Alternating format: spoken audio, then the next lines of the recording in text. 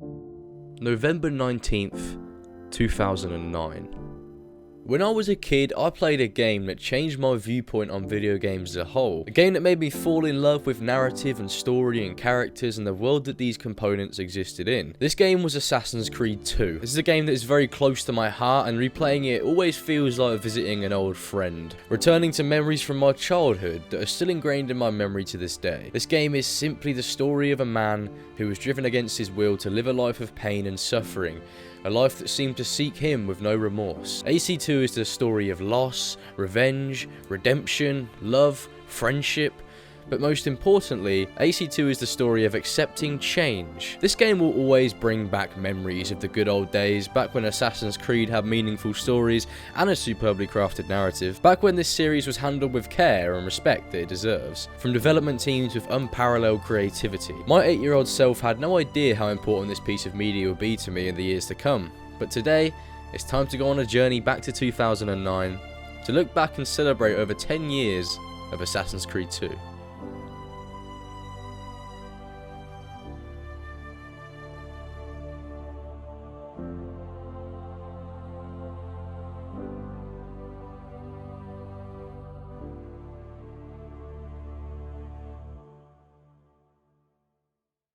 Right, I just want to say as a little editor's note that I know it's no longer the 10-year anniversary of Assassin's Creed 2. Like, the game came out November 19th. It was the 10-year anniversary November 19th, 2019.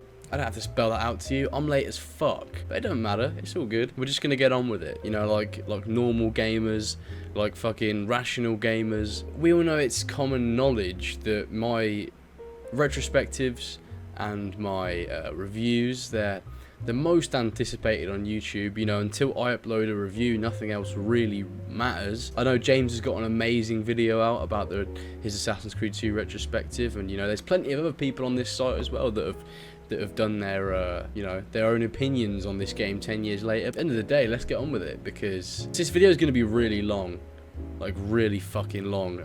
I think you're gonna like it. You might not, but it doesn't matter. So, the #1 Assassin's Creed YouTuber is back again. I think it's been well over a year since I last made an Assassin's Creed video, so you're all probably gonna love it and fucking eat this shit right up. So, without further ado, guys, what else can I say? Let's get into the best retrospective of Assassin's Creed 2 you're ever gonna watch in your entire life. Thank you. Let's do it.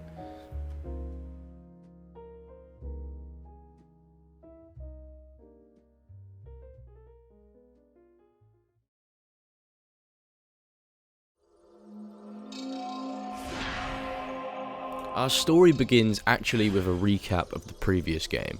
Something that Assassin's Creed used to be was a heavily story-based game that took its narrative seriously. They wanted people to understand and follow the story, so having an introductory recap was something that was a standard at the beginning of all their games, up until Assassin's Creed 3. It's really nice to have a recap because it refreshes your memory and also sets the scene from what's to come. We pick up exactly where AC1 ended, in Desmond's room staring at the blood that was left behind by the mysterious Subject 16. Can I just say, I love it when games continue exactly where they left off. It's something that is kind of rare these days, and it simply doesn't happen with Assassin's Creed anymore. The newer games feel disjointed and stitched together, whereas the first few entries in the series really flow together well. Lucy storms into Desmond's room, she has blood on her shirt, and she mentions their escape. This whole beginning section, Abstergo, was integral to setting up the game and its tone. It eases you into this new game by doing new things with an old environment.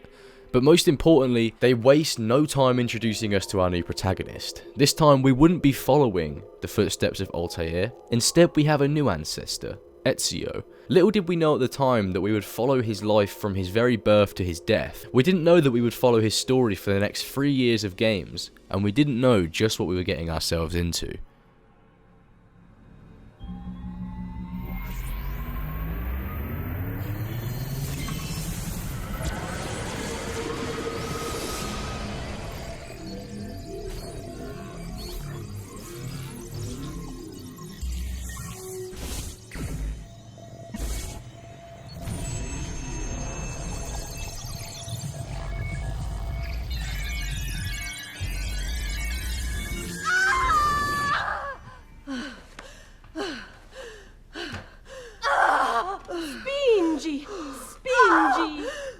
Di nuovo. Sì, sì, brava. It is a boy.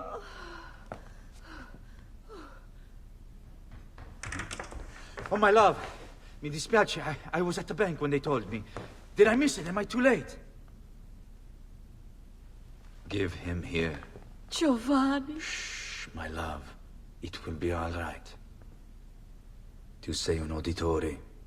Sei un combattente. Perciò, combatti. Listen to him. A fine set of lungs. And what shall we call him, my love? Ezio. Ezio Auditore da Firenze.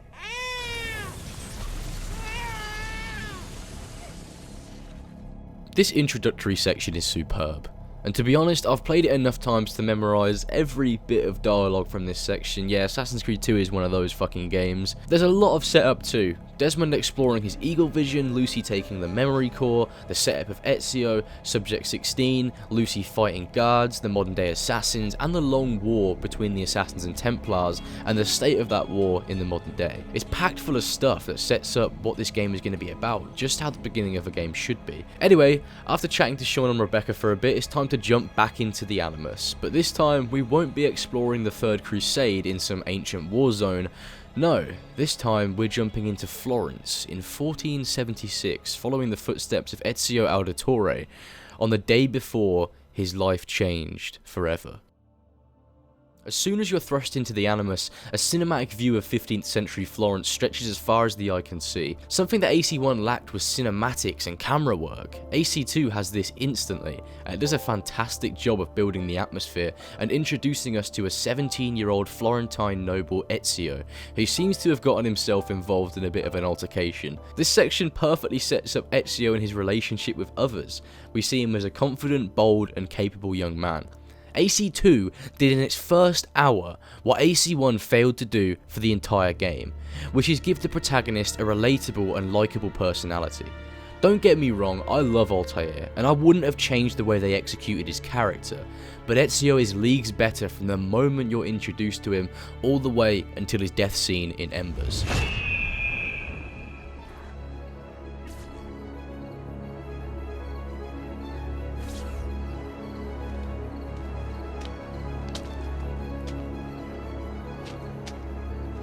Insieme per la vittoria! Insieme! Silenzio, my friends! Silenzio! Grazie. Do you know what brings us here tonight? Honor. Viere de Pazzi slanders my family's name and forces his own miseries upon us. If we... Enough of your nonsense, Grullo! Buonasera, Viera. We were just talking about you. I'm surprised to see you here. I thought the Pazzi hired others to do their dirty work. It's your family that cries for guards when there's trouble, Gottardo. Afraid to handle things yourself? Your sister seemed quite satisfied with the handling I gave her earlier. Uccidetelo!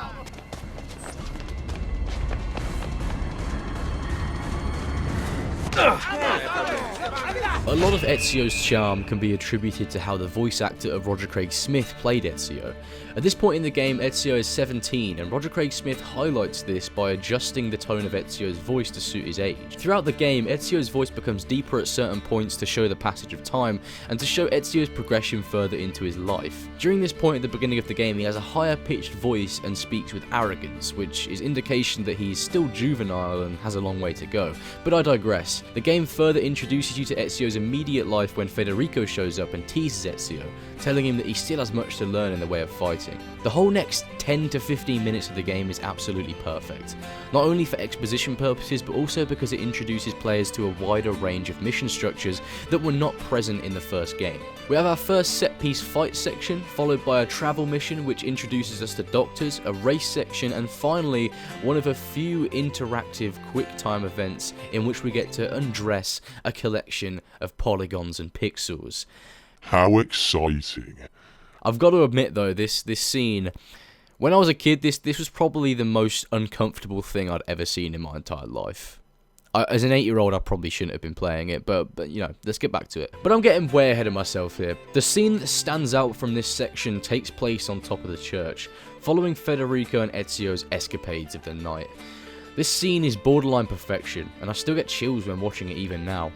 After seeing how great and exciting their lives are, Ezio and Federico reflect on how happy they are, and how they wish their lives would never change. Not only is this scene foreshadowing what's to come, but it also shows the naivety of Ezio during this time in his life. His life is bound to change in one way or another, as is the nature of living, and he is so comfortable in his current life that change is completely out of the question for him. I could waffle on about this scene for longer, but I could not dream to explain how well it sets up the beginning of Ezio's story, so I'll let it speak for itself. It is a good life we lead, brother. The best. May it never change. And may it never change us.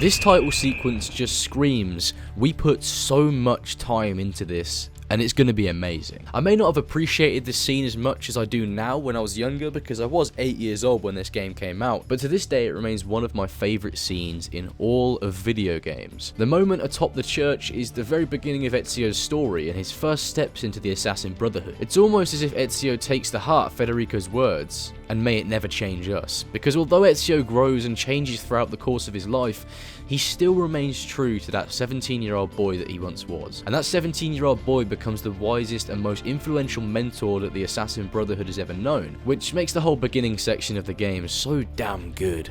Something that AC has always done well is recreating realistic, historic recreations of places in the world that feel completely real and bustling with life. Florence from AC2 is beyond beautiful. Yeah, it may be a bit dated, but it still looks great.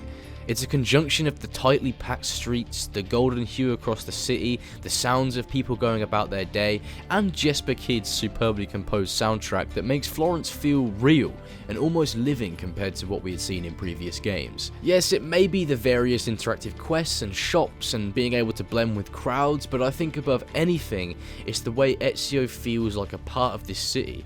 It's believable that he has lived here all his life, and I think that adds to the already overwhelming realism of Florence. Ubisoft also did a fantastic job of making Florence feel as if it was filled with actual people by introducing you to side characters through small interactions during quests, helping your mother and Leonardo da Vinci, helping Claudia get back at Duccio, collecting feathers for Petruchio, and delivering letters for your father in which you come into brief contact with a friend of the family, Uberto Alberti. All of these interactions show that there are actual people existing in and around Ezio's life, and not just a bunch of two-dimensional non-speaking NPCs. Anyway, let's move on with this, or this video is going to take me even longer to write than it already has. Like, it was a 10-year anniversary of AC2 in fucking November, and it's March as of recording this, so I've got to get on with this. After getting to know Ezio's life a little bit, doing some odd jobs here and there, Ezio returns home to a completely empty house. Empty apart from their maid, Annetta, who informs him that his father and brothers were imprisoned in the Palazzo della Signoria. A distraught Ezio scales the palazzo, finds his father, who tells him to seek out his secret room back at the Villa Auditore. This scene is also simply amazing and very symbolic in Ezio's story. Ezio dons his father's robes, grabs the documents, and leaves to find Uberto Alberti.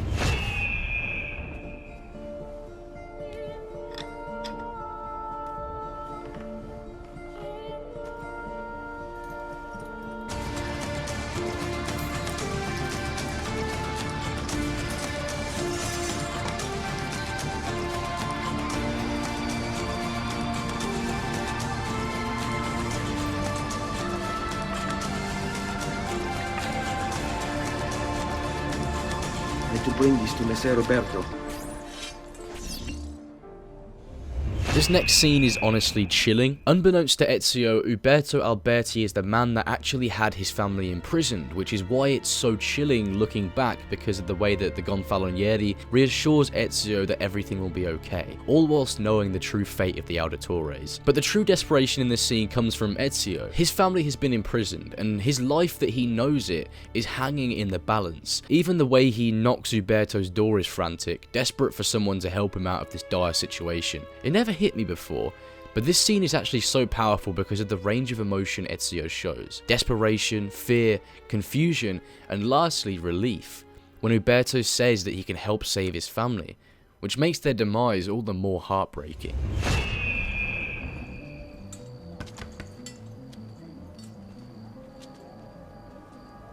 Ezio Auditore? What are you doing here at this hour? I don't... Wait, child. Take a breath. Collect your thoughts. My father and brothers have been imprisoned. I was told to bring you this. I see now. It's a misunderstanding, Ezio. I'll clear everything up. How? The documents you've given me contain evidence of a conspiracy against your family and against the city. I'll present these papers at their hearing in the morning, and they'll be released. Thank you, Signore. Of course, my child. Do you need a place to stay? You're more than welcome here. No, grazie. I'll meet you at the piazza. Don't worry, Ezio. Everything is going to be fine. This is followed by one of the most powerful and influential scenes in the entire franchise, the execution of Ezio's father and brothers. Giovanni, Federico and Petruccio are executed in front of a 17-year-old Ezio. He is betrayed by a man he put his full trust in, and a man that was meant to be a close friend of the family. Ezio's emotions during this scene go from pure unadulterated shock and grief to that of anger and vengeance. The scene as a whole is just so chilling because at the end of the day, it's a 17-year-old boy watching those closest to him being ridiculed by an angry crowd and ultimately hanged for crimes that they would have never committed. It's harrowing. You and your accomplices stand accused of the crime of treason. Have you any evidence to counter this charge? Yes, the documents that were delivered to you last night. I'm afraid I know nothing of these documents. He's lying! Need to get closer. In the absence of any compelling evidence to the contrary, I am bound to pronounce you guilty. You and your collaborators are hereby sentenced to death. You are the traitor, Roberto, and one of them. You may take our lives this day, but we will have yours in return, I swear! We will! Father! There! Grab the boy! He's one of them! I'll kill you for what you've done! Guards! Arrest him!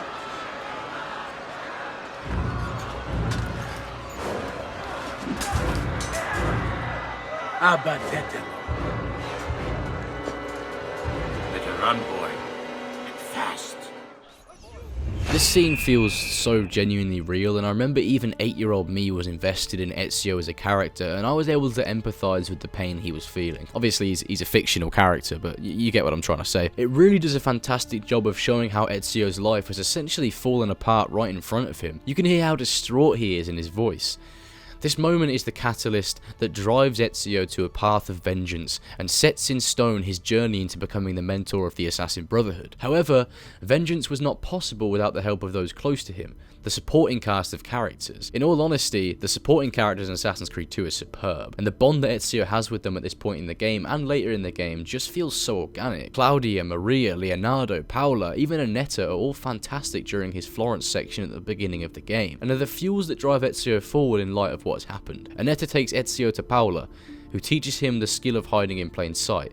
Leonardo fixes his father's blade and bracer, and Ezio is finally ready to kill his very first target, the Gonfalonieri Uberto Alberti. This also introduces players to their first target too, and the way that assassinations are handled in AC2 is very different to what the fans were used to at the time. AC2 balances the use of cinematic linear assassinations whilst also giving the player the freedom to use whatever skills and equipment they want to kill their target. This is a healthy medium and is a testament to the game's flexibility. It's nice to be able to plan out your own assassination and take out a target in your own way, but it's also sometimes necessary to have on-rails sections as to not downplay the narrative or immersion in the game's characters and story. Later games in the series give you too much freedom and they end up feeling like you're just running around like a headless chicken trying to find your target, whereas in AC2 I think it strikes a really good balance depending on the assassination you're playing. The moment that Ezio kills Uberto is also an all-round very satisfying moment, if that makes any sense. I remember being a kid and absolutely hating Uberto for what he did to Ezio, and stabbing him repeatedly in the chest was the comeuppance that he ultimately deserved. To you as well. I trust you're enjoying yourselves. Indeed, a nice distraction from that master.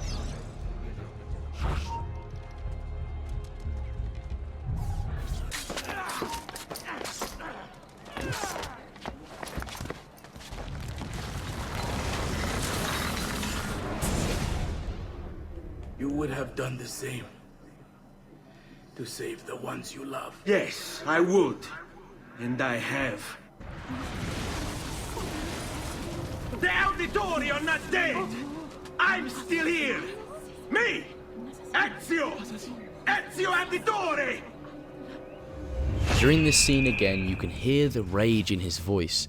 He has been betrayed, not only by Uberto, but also the people of Florence, who have chosen to believe the conspiracy against his family. He feels alienated in his own home, and even though he's killed the man who was responsible, it's still not enough because his closest family will never come back, and he's forced to leave the city. Ezio flees Florence with Maria and Claudia, and finds himself in Monteriggioni, where he is met with Vieri de Pazzi, which breaks out into another fight, although this fight is quickly defused by Mario Auditore, who seems to completely come out of thin air, after which he makes a jarring reference to Super Mario. It's a bit of a messy section. Like, look, where the fuck does Mario come from? He walks out of nowhere. Like, Vieri and Ezio, they're surrounded by space, but somehow Mario comes out of nowhere without being seen. It doesn't make any sense, but Mario's a fucking magician.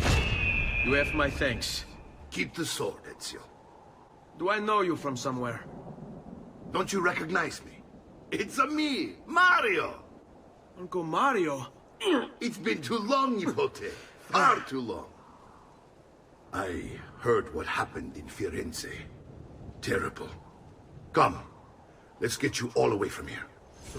To be fair, I always loved this bit because, well, he is called Mario. It's very on the nose, but for some reason I thought it was hilarious, and to this day, I still wait for it when I arrive in Monteriggioni. During this section of Monteriggioni, we're introduced to a couple new gameplay features and story points. The way the shop system works, some background information about the history of Monteriggioni, which, might I add, is a really nice bit of exposition, and most importantly, Ezio learns about his father's work and who he actually was. He wasn't just a banker, but a member of the Assassin Brotherhood who fought to safeguard humanity's free will. I love the training section with Mario when you don't rush into them. You get to listen to the dialogue and slowly learn about the Assassin versus Templar struggle in Italy, and whilst you learn, Ezio does too. Although at first he's completely reluctant to participate. He does not believe any of his uncle's wild stories of assassins and Templars and plans to leave for Spain, to start a new life with his mother and sister, away from the tyranny of those who rule over Italy. This is until Mario storms off in a fit of rage as Ezio refuses to step into his father's shoes. Something in him changes. He realises that he can take the fight straight to those responsible for his father and brother's deaths. Straight to the Templars. So he sets off for Tuscany to meet with his uncle to end Vieri de Pazzi. Under the cover of night, we get our first stealth section in the game. Mario gives you some throwing knives so you can dispatch of the archers, and you also fight alongside mercenaries, which is the second faction you meet in the game, the first being the courtesans. Ezio seeks out Vieri, which brings us to another very integral point in Ezio's progression as a character. After killing Vieri to find out more about the death of his father and brothers, Vieri chooses to withhold information as a final act of spite against his rival. Ezio is furious that he went through all of this effort to gain nothing. However, as he curses and shouts at Vieri's lifeless body on the floor, Mario teaches him a very important lesson about respecting the dead. What are you and your allies planning? Is this what my father discovered? Is this why he was killed? I'm sorry. Were you hoping for a confession? Pezzo di merda! Vorrei solo che avessi sofferto di più! Hai avuto la fine che meritavi! Spero che Enough, Ezio! Show some respect. Respect? After all that's happened, do you think he would have shown either of us such kindness? You are not Fieri. Do not become him. Che la morte ti dia le pace che cercavi. Requiesca in pace. Take this. Read it when you have the time. Our work here is finished. Let us return to the villa. The quote, "You are not Vieri, do not become him," is something that has stuck with me since I first played this. Not only is it a lesson for Ezio that he must respect those who have passed or he is no better than those he hunts, but also it was a lesson for little 8-year-old me in understanding how you should always respect others to serve as a reflection of your own character. This is a lesson that sticks with Ezio for the rest of his life, and a lesson that has stuck with me to this day. Every time Ezio assassinates one of his targets, he is respectful as they are passing. To the assassins, all life is sacred, which means that no matter who you kill, you must show them that final modicum of respect as you have ended their life. This next section introduces a very integral gameplay element, which also happens to be a story element too: the Codex pages. They link the story of Ezio and Altair together, and this link of the two master assassins continues all the way through until Revelations. The Codex is a massive part of this game and its overall narrative. They are the map that leads to the various First Civilization temples, as well as the blueprints that Leonardo can decode into various upgrades for Ezio's hidden blade. The great thing about the Codex is, Ubisoft could have happily forgotten about Altair and his story and started a completely new one with new characters. They didn't have to even mention him. But they did. The fact that even the protagonist from AC1 is directly influencing things that happen in AC2 is fantastic storytelling. I think it's amazing when games link, and this is something that used to make Assassin's Creed unlike any other series, where these characters that lived hundreds of years apart could still influence each other and each other's stories. We're also introduced to the armor of Altair, locked underneath the Auditore Villa. Now this armor is amazing for a number of reasons. It looks fucking sick, it gives you max health and can't break, but most importantly, it starts a questline that leads to some of the most interesting missions in the entirety of the Assassin's Creed franchise. The armor is locked behind 6 assassin seals, each representing a master assassin from different eras, and it's up to Ezio to find their tombs and retrieve each assassin seal to unlock the armor of Altair. The tombs in this game are some of the most interesting gameplay elements to date, and Ubisoft have tried time and time again to capture the essence of the tombs in the Ezio trilogy, but never to the same effect. I will always love replaying each of these tombs because they're just so damn engaging. They include lots of exploration, parkour and puzzle solving, and have an atmosphere like nothing else in the game. They reminded me of certain sections of the old Tomb Raider games, and I've always loved exploring old decrepit historical places in games, whether it be real history or fantasy history, so I immediately loved these. I especially like the parkour sequences because once you've played them enough, the gameplay becomes so fluid as you're running, climbing and jumping your way to the end of the tomb with no problem. These tombs are part of the optional side content of the game, but to be honest, every time I play Assassin's Creed 2, I have to get that armor, not only because it looks amazing, but also because, well, I mean, he's wearing the armor at the beginning of Brotherhood, so I mean, canonically he had this armor by the time he goes after Rodrigo in Rome, and if you play this game without getting the armor of Altair, then honestly, I think you're fucking uncultured, and you don't deserve to play the next Assassin's Creed game. Speaking of armor and armor customization, now that we've been fully let out into the open world for more than 2 sequences, let's have a little detour and talk about the shops. The most frequently visited of these being the blacksmiths, in which you can buy new armor and weaponry. This was the first AC game to include this customization. Weapons and armor with actual stats, opposed to being acquired through the story like in the first game. The armor customization in AC2 is really great, however, once you buy a chestplate or shoulder pads or anything, you can't take it off and go back to just the base robes. I usually go ahead and buy all the armor I can as soon as possible and just wear that until I get the armor of Altair, but you can opt to just wear a few pieces of armor if you prefer the look of the base robes. Next we have the tailors, in which you can buy clothing dyes and larger pouches such as knife belt upgrades and medicine upgrades. I tend to keep my robes white just because I don't think Ezio would choose to dye his dead father's robes and ruin any semblance of the original design. I also just prefer to keep the default robes in every AC game because I think they usually look the best and blend with the time period the best. The other vendors in the game are doctors for restocking medicine and poison, although no one gives a shit about poison because it's fucking useless. Travel stations so that you can fast travel to different areas of the map, and finally art merchants that sell treasure maps and artwork that greatly increase the value of the Monteriggioni villa. Which leads us into our next segment, upgrading Monteriggioni. Looking back, I'm actually so surprised they put this in the game. They added so much into AC2 that wasn't in the first game, and it's absolutely astonishing to say the least. I love upgrading Monteriggioni. It's another one of those things that I do every time I play through the game.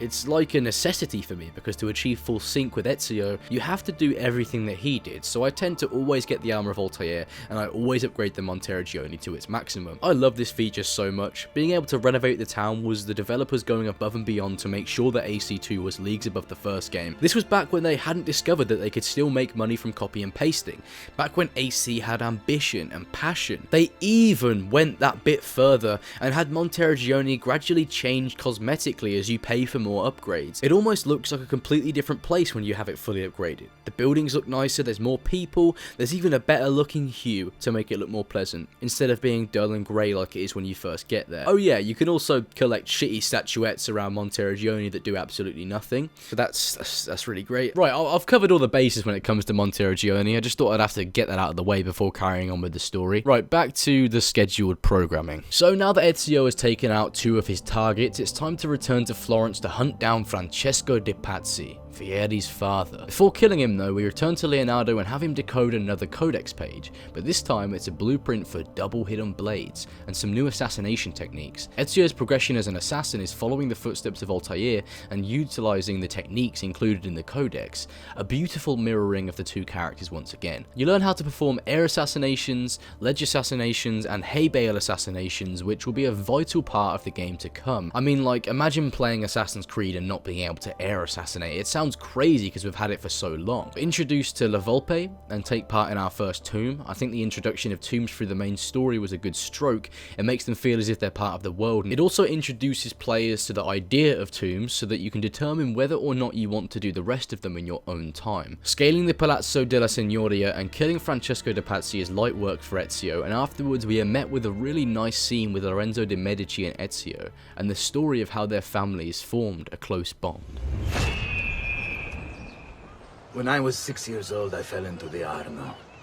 I soon found myself drifting down and into darkness. Certain my life was at an end.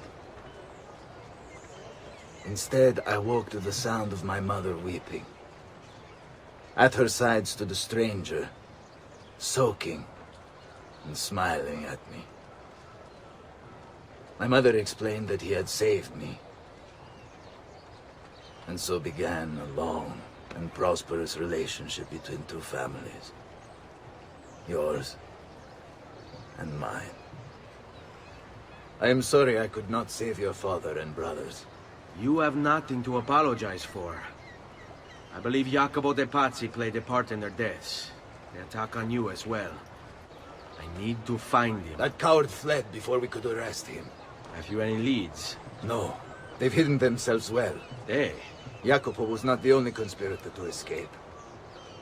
If they work with Jacopo, they were surely involved in the plot against my family as well. Give me their names. Antonio Maffei, Archbishop Francesco Salviati, Stefano da Bagnone, and Bernardo Baroncelli. Bene. I will go and see my uncle. He has men stationed in the countryside. Wait. Before you go.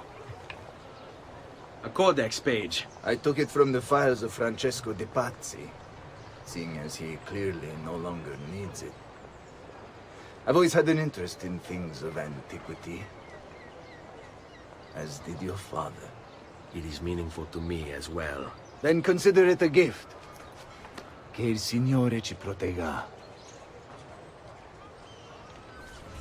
The section is quite the juxtaposition from the beginning of Ezio's story. He's now 19 and has matured quickly. He's no longer the boy who was fighting Vieri on that same bridge only 2 years previous. The next section is a very long and drawn out section where you have to take out the Pazzi conspirators, which is probably one of the weakest points in the game. The targets have little to no actual character, and Tuscany isn't all that interesting, but it needed to be in the game. And they lead you to Jacopo de Pazzi, so it's sort of necessary, even though Jacopo was betrayed by Rodrigo in the end anyway. Ezio learns there are more Templars in Venice, so now it's time to leave for Venice. After setting out for Venice, Ezio bumps into Leonardo in the mountains, who seems to need help fixing his carriage. This then leads to a nice change of pace with an on-rails set piece, which has Ezio swerving all over the place to avoid the Templars chasing them. I like how this section breaks up the gameplay and gradually introduces us to Venice. It's believable and a damn sight better than just suddenly appearing there. This journey through the mountains takes us to Forli, the most disgusting city in the entire franchise. DLC was always clearly planned for Assassin's Creed 2, as you actually only go to Forli for this one section of the base game and you don't go there ever again. Thank fuck, because it's disgusting there. Also, yeah, Caterina is on an island for some reason. Don't know how she got there, which leads us to a scene that I absolutely adore. After saving Caterina and securing safe passage to Venice, Leonardo and Ezio reflect on their adventures. It's such a nice way to end the sequence, and obviously it's got the Salvation of Forli playing in the background, which is such a beautiful piece of music. Be careful, Ezio. Do you know who that was? My next conquest. I don't think so, Ezio. That's Caterina Sforza, daughter of the Duca di Milano. Her husband is... Husband? Si, her husband is the Lord of Forli. That woman is as powerful and dangerous as she is young and beautiful. Sempre come una donna per me.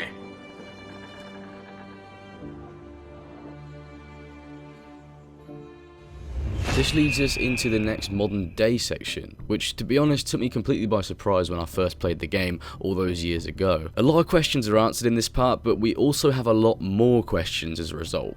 Just classic Assassin's Creed stuff really, you know, back when the game used to have a fucking functioning narrative. We learn that Desmond is relieving Ezio's memory because of the vault. The Templars want access to the vault and it's up to the modern day assassins to find it before they do. We also learn more about the mysterious Subject 16 and, you know, back when he was a mysterious plot point that no one knew about. But these plot points are nothing compared to what comes next. Desmond is overcome by the effects of the bleeding effect and finds himself falling into a dreamlike state.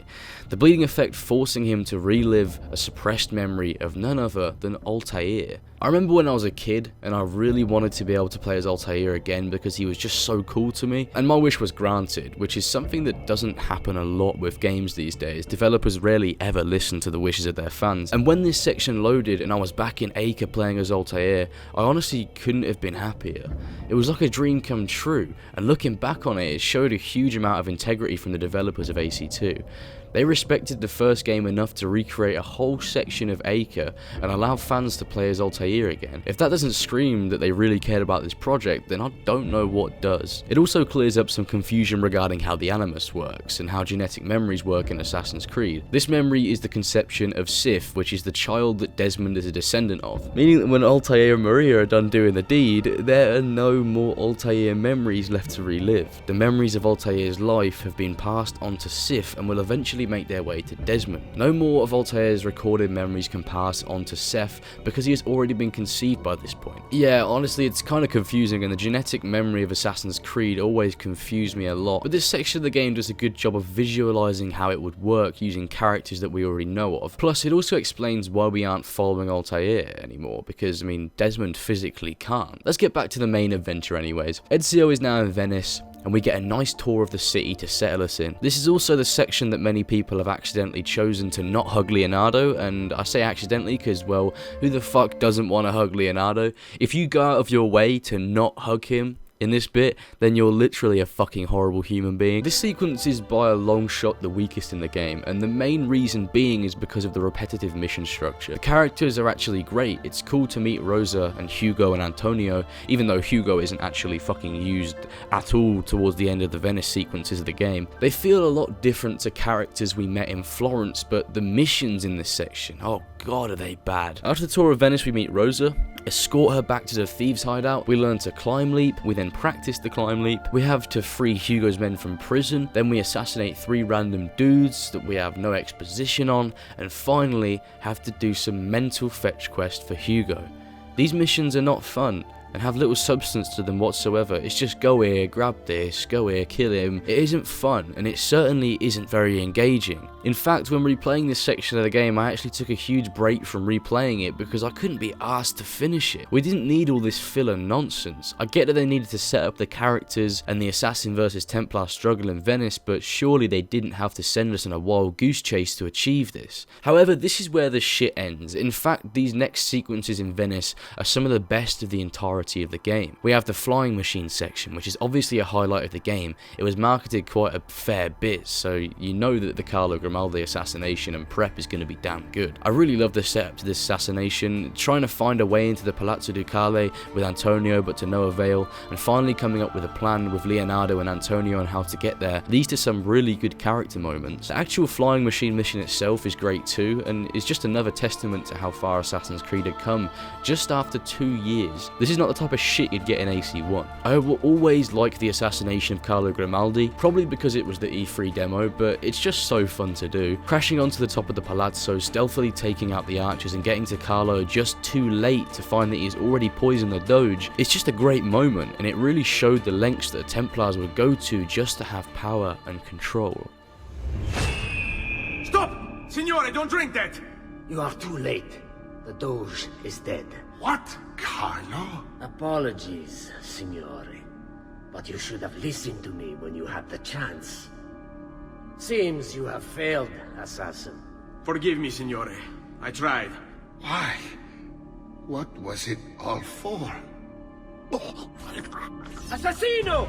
Assassino! He's killed the Doge! The Doge is dead! The death of the Doge leads to more problems for Ezio. He's being hunted for killing the Doge even though he was the one trying to save him. The palace is on lockdown and Marco Barbarigo is the new Doge of Venice, meaning that Ezio and his allies need to get even more creative to take up the next target on the list. I also went and grabbed the armor of Altair at this bit too, because the very last tomb becomes available and you sort of might as well do it. The armor cannot break, and it has the maximum amount of health possible. It just makes the rest of the game just a breeze, to be honest. It's really worth getting, and it looks fucking great too. This is probably the most iconic section of the entire game, the Venice Carnevale sequence. This is honestly one of the best sequences in the entire game because it's just so fun and the mission structures are interesting. Races, arena fighting, pickpocketing, even a little time-based competitive capture the flag game. This section is always a blast to play. I love it. Not to mention that even this far into the game, new gameplay mechanics are introduced, such as the hidden gun, which was a huge part of the game's marketing leading up to launch. I just like how the game gives you more tools at your disposal the further into the game you get. It shows Ezio's progression not only from a character sense but also from a career sense. He's becoming more proficient as an assassin. The best story-based experiences marry the gameplay and storytelling by introducing new abilities to you as a result of the story and development of the character, not some arbitrary figure like character level. Additionally, as a little side note, the attention in detail to this sequence is fantastic. The use of a new cape for Ezio to fit the theme of the carnival, as well as the fact that notoriety does not increase because you're wearing a mask. It's little things like this that add up and give me a newfound love for games like this. I didn't even notice these things until replaying it in 2020, over 10 years after the game came out. AC2 continues to surprise me. Marco Barbarigo's assassination is also such a great moment. Ezio is being hunted by the guards at the Doge's private party, but he is hiding in plain sight waiting for the right moment to strike. Such an amazing moment, and it just screams Assassin's Creed to me. This leads us into the next sequence in which we are introduced to Bartolomeo, a quirky strongman with the heart of gold and the brains of a child. This sequence is great because it's concise, has quick snappy missions, and I just love how Ezio is forced to spend time with Bartolomeo despite them almost being opposites in terms of their approach. Bartolomeo likes fighting, Ezio prefers a more subtle approach. Bartolomeo shouts and raves whereas Ezio keeps a cool head. You catch my drift. But through it all they still get along and become friends, which is a testament to Ezio's ability to make allies with pretty much anyone. One thing that I would like to touch on is how tragic Dante's story actually is in this game. Dante Moro, you know, the character that doesn't really say a lot and was your direct opponent during the carnival. If you look into it, you'd wish there was an option to set him free instead of killing him. He was once the captain of the Venetian city guard, an heir to one of the most prestigious families in Venice. Marco Barbarigo wanted Dante's wife, Carlotta, for himself, so he sent men to kill him. Although he proved to be more than Marco's men could handle, because he escaped with his life, although he left the scene of the fight with a knife stuck in his head, which left him with severe brain damage and the mind of a child. From there, Marco tricked Dante into annulling his marriage with his wife and forced him to become his personal bodyguard. Dante wasn't really at fault. He was betrayed, beaten, and manipulated by the Templars. I just love how, even as a character that really isn't in the game that much, that he has this entire deep and interesting backstory that leads up to him working with the Templars. It's tragic. Anyways, back to the game, Ezio takes out Silvio Barbarigo and Dante Moro and learn that they were heading for the boat which was going to leave for Cyprus to search for a piece of Eden. There you go, the Barbarigos are done and dusted and Dante Moro is dead too. Easy enough, on to the next sequence. The sequence is absolutely brilliant and ends with one of the best moments in the AC franchise, but we'll get to that in a bit. The sequence starts on Ezio's birthday. He is looking down in the dumps because, well, ultimately he is completely alone on his birthday and is troubled about the fact that it has been over 10 years since his father and brothers were executed on stage in front of him. This scene is just so good. It shows how Ezio has matured since the beginning of the game and how he was reflecting on everything that he's been through thus far. There you are, Ezio. Why so serious? It's my birthday. Davvero? 100 di questi giorni. That's wonderful. Is it? It's been over 10 years since I watched my father and brothers die. 10 years hunting the men responsible. So close to the end now, but no closer to understanding what any of it was for. You may not see it, Ezio, but it's better here now because of the things you've done. Basta. Look here. I have a birthday present for you. It's l'Arsenale's shipping manifest. From the day the boat left. The boat to Cyprus? You're serious? And guess when it's scheduled to return? Tomorrow. Ezio. Leonardo, when did you get back? Just now. I need to talk to you. Right away. Go on. Have fun, boys. This better be good. Oh, it is. It is. Walk with me. Stay close. The emotion displayed in this scene is so clear. He's distraught that he has had to waste his life hunting the men responsible for killing his father and brothers, but also frustrated that he still doesn't know why. Well, this scene is where he finally pieces everything together, and I mean everything. I love this bit. So much is uncovered about this overarching narrative of Assassin's Creed 2 and what everything has been leading up to. Ezio discovers that he has become part of something much bigger than himself or the conspiracy against his family. He realises why they sent the ship to Cyprus, that Mario was right all along, and that he has found himself slap bang in the middle of a war that he didn't even know was silently raging throughout the world. These last 2 codex pages. I was studying the copies.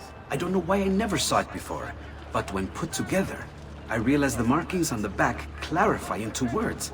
Here, the prophet will appear when the second piece is brought to the floating city. Prophet? Only the prophet may open it. 2 pieces of Eden. What are you saying? Ezio, what is this? We've known each other a long time, Leonardo. If I can't trust you, there is nobody. My uncle Mario spoke of it long ago.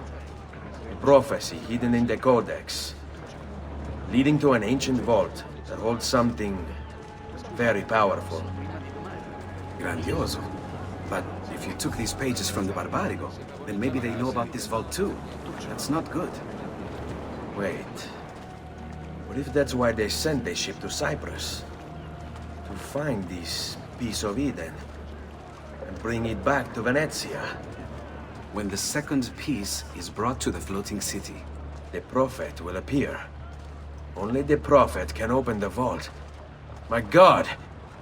When my uncle told me about the Codex, I was too young, too brash to imagine it was anything but an old man's fantasy. But now I see.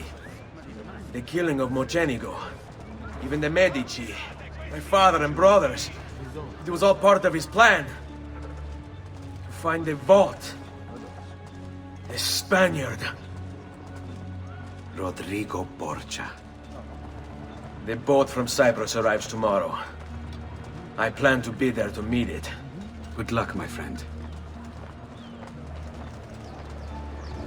Now that he realizes Rodrigo's plan is much bigger than he realized, Ezio pursues this newfound information not with vengeance but with the willingness to see this through to the end, to do the right thing. This solidifies Ezio's journey into the Brotherhood. He no longer has pure revenge as his motivator.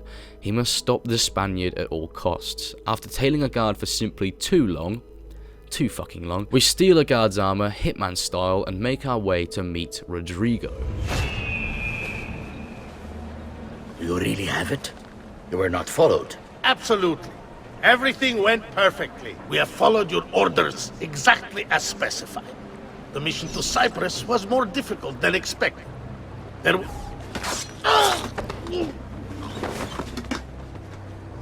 Ezio, it's been some time.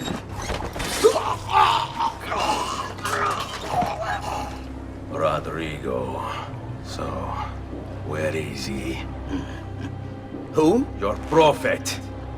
Doesn't look like anybody showed up, Rodrigo. How many people have died for these? For what's in this box? And look, there's nobody here. You claim not to be a believer, and yet here you are. Don't you see him? The prophet is already here.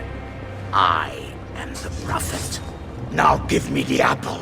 Come and take it from me. This standoff is so cool. It couldn't be any more of a symbolic moment. It's essentially the fight between the height of the Templars and the height of the Assassins, two immensely influential figures of both factions facing off for the first time. And to top it all off, after the first initial fight with Rodrigo, all the supporting characters that you met in the previous cities and areas come to fight by your side. Uncle! Don't worry, Nipote. You are not alone. Volpe? What are you doing here? We could very well ask you the same thing. We? Save your questions, brother. Don't let Borgia leave with that box. Avanti! Finally, Rodrigo Borgia flees, leaving Ezio with his allies. Although much to his surprise, they all reveal that they are assassins. And finally, Machiavelli comes out from behind the assassins, revealing to Ezio that it wasn't Rodrigo who was the prophet, but Ezio. Ezio has a bigger role in this whole thing than anyone could have imagined, and he was the missing piece of the puzzle. And that piece fits into place during this section of the game. We knew Ezio was special all throughout this game, but it's confirmed during this scene. He was prophesied to reclaim the Apple of Eden for the Assassins. This is for my father. Paula? He's gone, but we have what we came for. No. I need to go after him. Do you really now? Or are you here for another reason, my son? Theodora? What? What are you all doing here? Perhaps the same thing you are, Ezio. Hoping to see the prophet appear. I came here to kill the Spaniard. I couldn't care less about your prophet. He never showed up. No? But you did. What?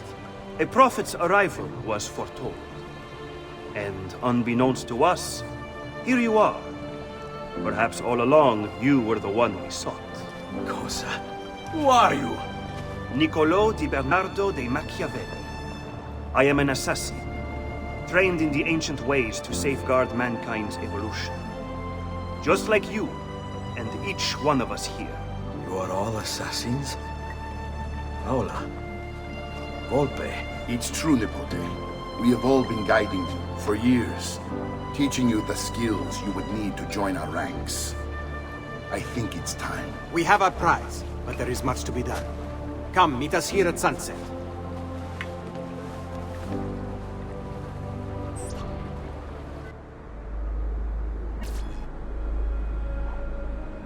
Lashea waka umutlak belkulun munkin.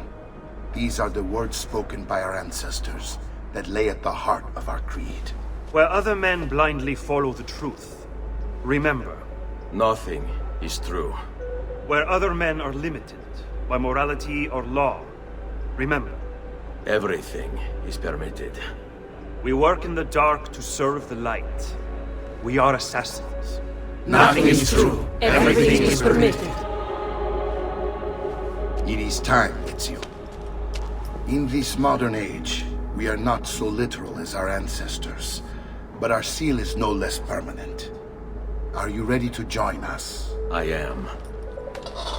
This only hurts for a while, brother. Like so many things. Benvenuto, Ezio. You are one of us now. Come, we have much to do.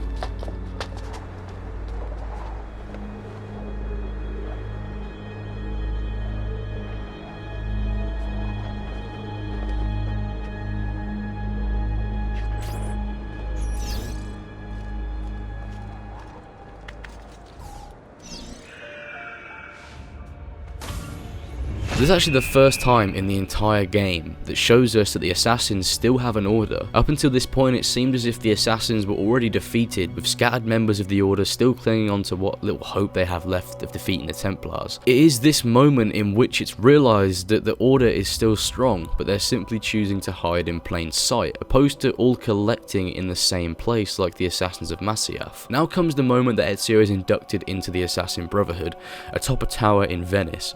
I love this moment, and after coming back and replaying it recently, I came to appreciate it so much more. This is the first time since AC1 that we have heard the words "nothing is true, everything is permitted," which is crazy to me, to be honest. A whole 11 sequences into the game and those words were not uttered once. They truly respected the meaning of those words back in the day, instead of throwing them around everywhere and anywhere they can because, well, in 2009 those words were not the iconic phrase that they are today. This moment is so utterly Assassin's Creed, and it's the first moment in AC2 where everything feels like it has fell into place perfectly. Ezio once again found his place in the world alongside his brothers and sisters in the Order of the Assassins. This scene is so perfect. It's the point that marks Ezio's progression from a scared boy to an assassin and is the beginning of his journey from assassin to mentor.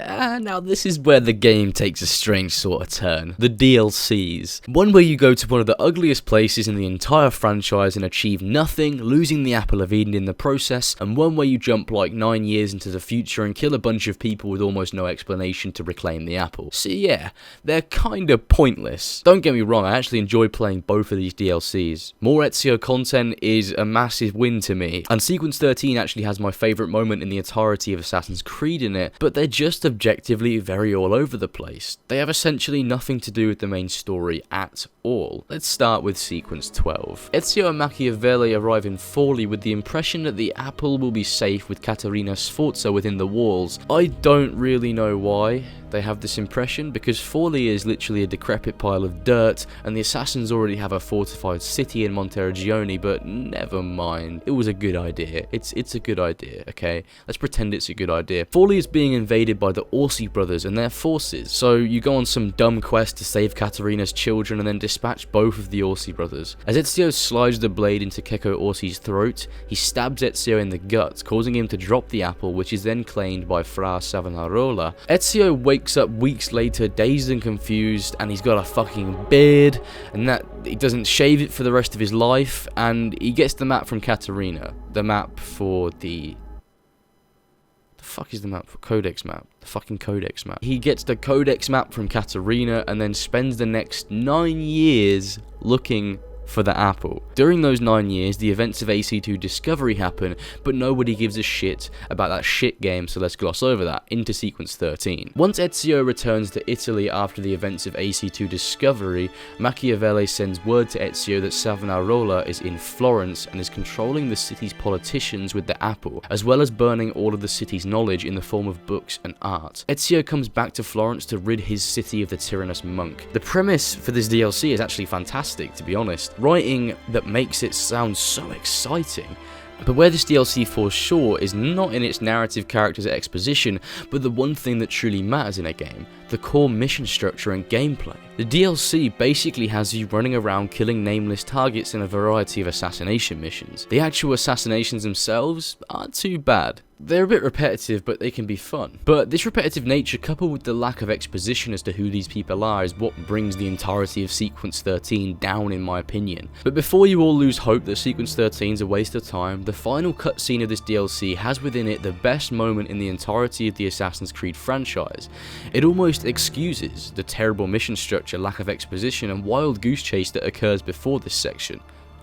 Almost. Regardless, this moment in my opinion is Ezio's transition from assassin into master assassin or mentor. He has changed significantly since being that 17-year-old boy scared and alone as he watched his family murdered in front of him by the man he called a friend. This is almost poetic that this moment takes place during a public execution in the exact same place that his life changed forever. However, he now has the experiences after years of training and growth that he takes control of the situation, showing mercy towards Savonarola. The same mercy that he wished Uberto had shown his family all those years ago, allowing them to die with dignity. I'll let this cutscene, the beautifully crafted dialogue, and the truly mesmerizing soundtrack speak for itself.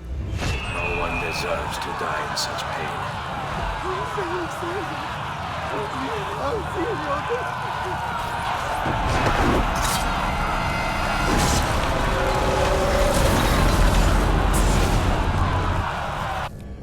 It's you. I knew this day would come. Please, show mercy. I have. Ma ora, che sia il tuo Dio a giudicarti. Requiescat in pace.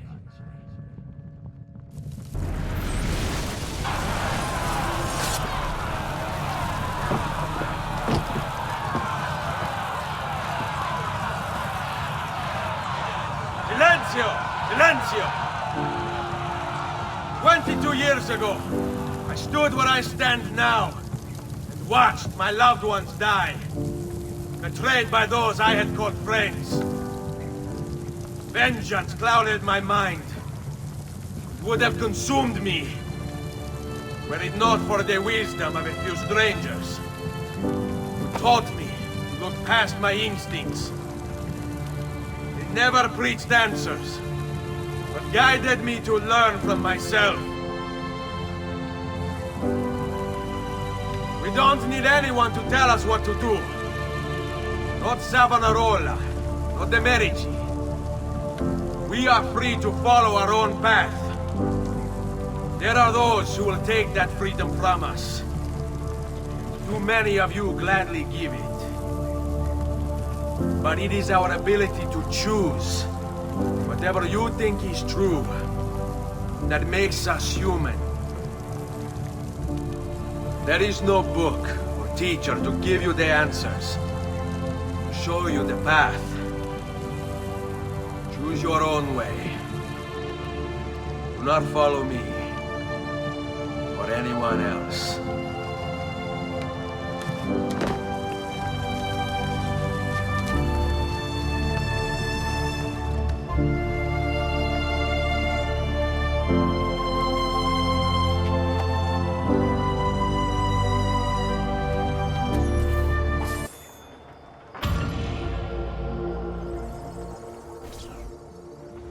Right, after that massive long tangent, we're finally back where we left off 9 years previous. By this point you should have the armor of Altair, a fully upgraded Montero Gioni, a fuck ton of money, and most importantly all of the codex pages, mainly because you can't actually play the last memory without the codex pages. It's always a great feeling when you add the codex pages to the wall and place the apple in the lectern. You know that this is the final mission and all of the preparation is going to pay off in this memory. The characters that you've met throughout the game are all there, which is nice because they're part of the Assassin Order and have played an integral role in the game leading up to this point. Using your Eagle Vision and the Apple of Eden, you correctly line the codex pages up, which reveals a map of the world, indicating that the vault is in Rome. This bit is always so cool. All of the pieces of the puzzle are aligned. Putting the pieces of the map together, using the diagrams drawn by the mysterious Master Assassin Altair with the help of a piece of ancient technology to discover the location of a precursor vault. It reminds me sort sort of like Uncharted in the sense that it's essentially a treasure hunt and you're trying to find it before the bad guys do. I think that it's all the more impactful that this last memory takes place in Rome too. It came as such a surprise to me, even though we did get a unique area at the end of AC1 with our Sooth, so it would make sense that they would do it again with the sequel. Going to Rome at the end of AC2 and the fact that they saved Rome for the ending makes it feel important and special. It's something completely new and intriguing. I'd say that this memory has some of the best structure in the entire game. It feels fresh and engaging.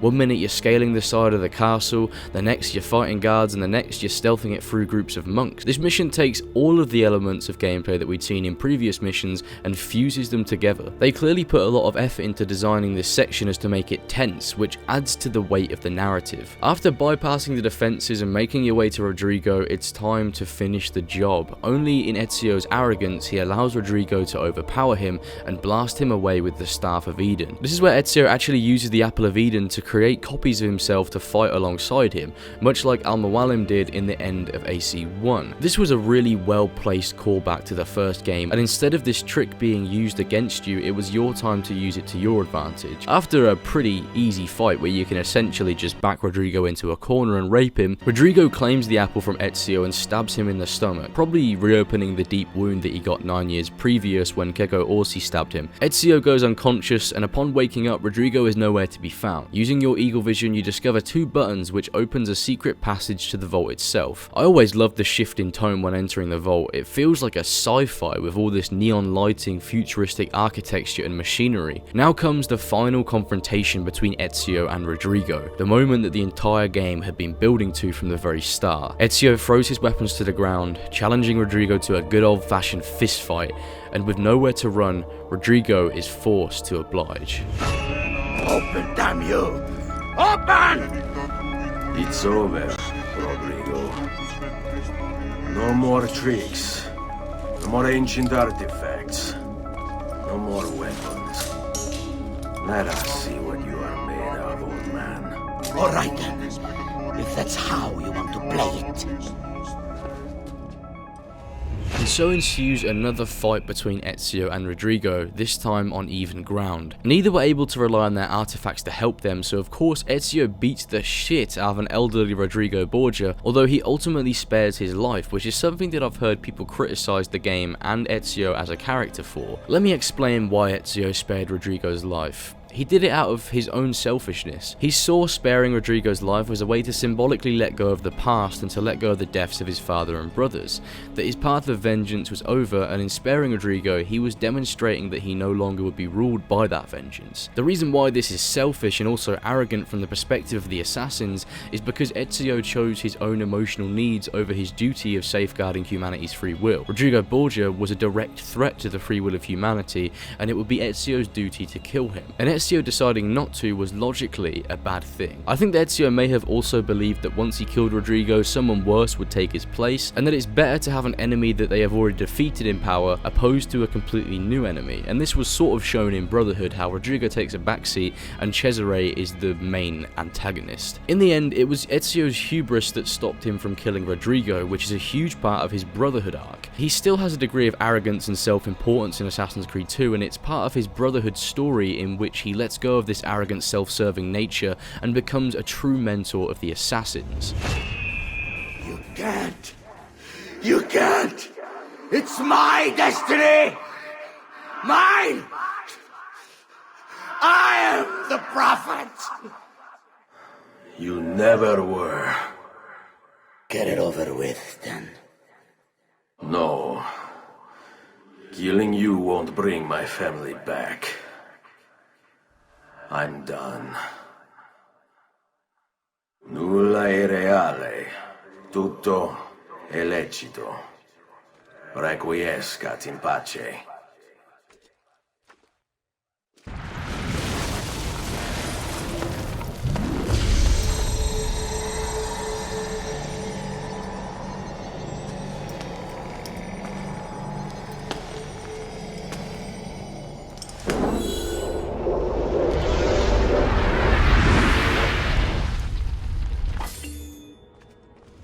Entering the vault is surreal to say the least. I still have a faint memory of when I played it the first time. I have since played the game countless times and thus have seen this reveal many times, but it never fails to fill me with excitement as it is a testament to what Assassin's Creed once was. Ezio interacts with the Papal Staff, or the Staff of Eden, which unlocks a door leading deeper into the vault.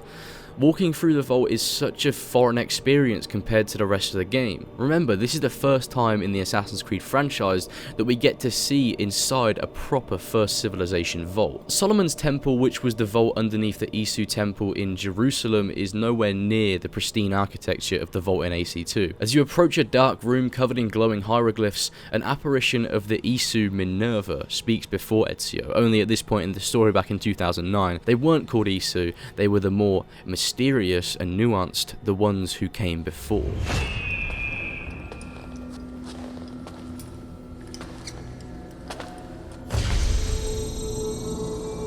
Greetings, Prophet. It is good you have come. Let us see it, to give thanks.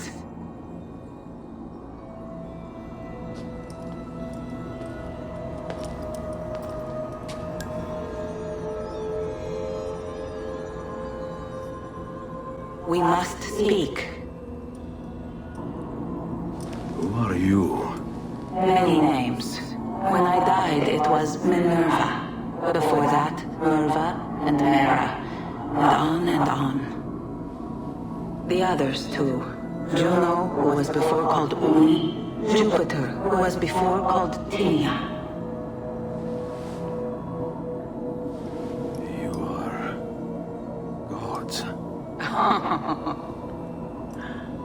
No, not gods. We simply came before.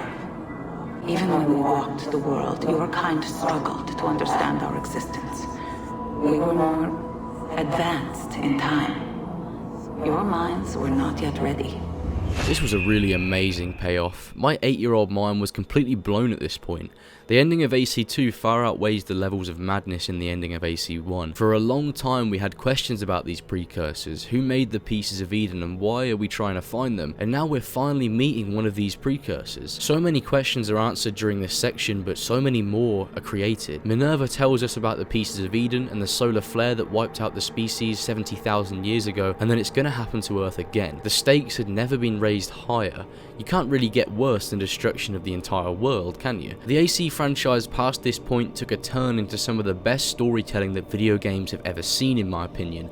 The story of the ones who came before over the next few games only flourished and became more intriguing. Hell, even the newer games have some interesting First Civilization stuff, but nothing will ever come close to the encounters that Ezio and Desmond have with this stuff, or had, should I say. Anyway, I'm getting ahead of myself. After this long sequence of complete unadulterated narrative, Minerva says, in my opinion, one of the most iconic lines of video games from the last 10 years. It is done. The message is delivered. We are gone now from this world. All of us. We can do no more. The rest is up to you, Desmond. What? Who is Desmond? I don't understand. Please, wait. I have so many questions.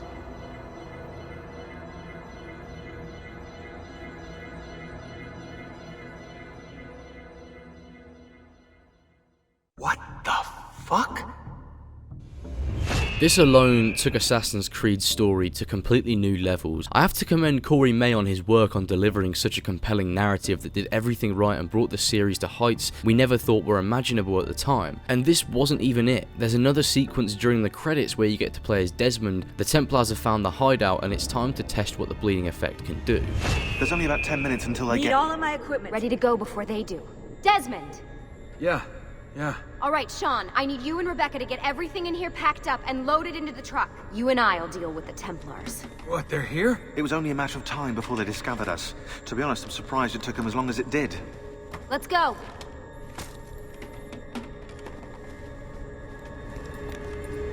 This was an even more amazing payoff to the story of AC2. Something that Assassin's Creed always used to do well was simultaneously pay off the Ancestors storyline as well as Desmond's storyline, meaning there were essentially two endings to every game. This modern day ending was superbly done and saved right until the last moment of the game to be paid off. Fighting as Desmond with the hidden blade and using the skills he learned from Ezio and Altair via the bleeding effect was everything I wanted from the modern day at the time, and they completely delivered in every way possible. They even had Vidic show up from the first game, although this time they are on very different terms, and Vidic is much more villainous than he seems in the first game.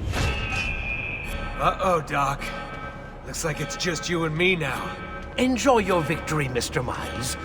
Temporary as it is. Desmond, we have to go! And there you have it, the end credits. There's only one bit of narrative left in the form of audio which perfectly sets up the tone for the next game. Their goal is to save the world from a catastrophic event that would wipe out all of humanity. The stakes had never been higher, and I had never been more excited for the future of a franchise. There you are! Come on! Help Lucy into the van! Hurry, Desmond, we need to go! You'll have your turn, Desmond. Warren's gonna get what he deserves. I promise. So what now? Where are we headed? There's a cabin up north. We should be safe there. At least for a little while. I have to analyze those tapes from your session. Figure out what's happening. And then what? Here we go. I've got you all hooked up.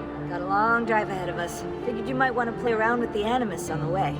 Alright, but I got some questions first. I mean, what the hell was that in the vault? What you saw proves everything I was afraid of. The Templars aren't our biggest threat. Not by a long shot. So what, the sun is? What's it gonna do? Cook the Earth? I doubt it, but I don't know. There's been some speculation that the Earth's magnetic field is weakening. A sufficiently strong flare could flip the poles and cause a geomagnetic reversal. It's all theoretical, but if it happens, the planet could become geologically unstable. Very unstable. It's meant to be the stuff of pseudoscience, but clearly something catastrophic happened to the people of the first civilization. And that woman, was her name Minerva, was it? She seemed to think we were due for a second round. So either way, we're fucked. I don't know yet. We'll keep reviewing the tapes, and you can keep digging through your memories. Maybe there's more to discover. Alright, guess I better get started.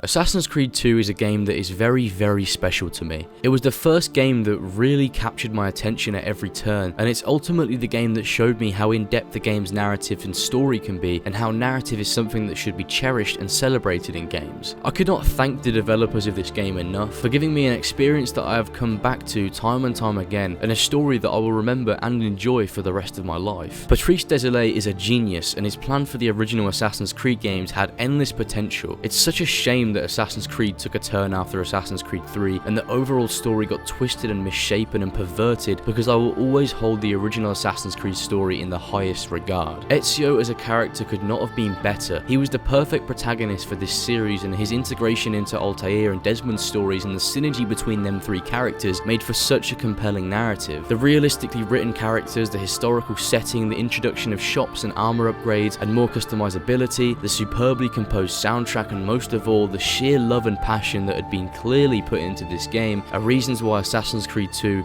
is one of my favourite video games of all time. This game still blows my mind, and its marriage of beautiful storytelling and engaging gameplay is akin to perfection. This is a game that I've loved since I was 8. I'm 19 now, I just recently turned 19, and it's crazy to think that this game has been out for over 10 years already. But I say with pride that Assassin's Creed 2 is one of the best games ever made. Thanks for watching, everyone. Take care.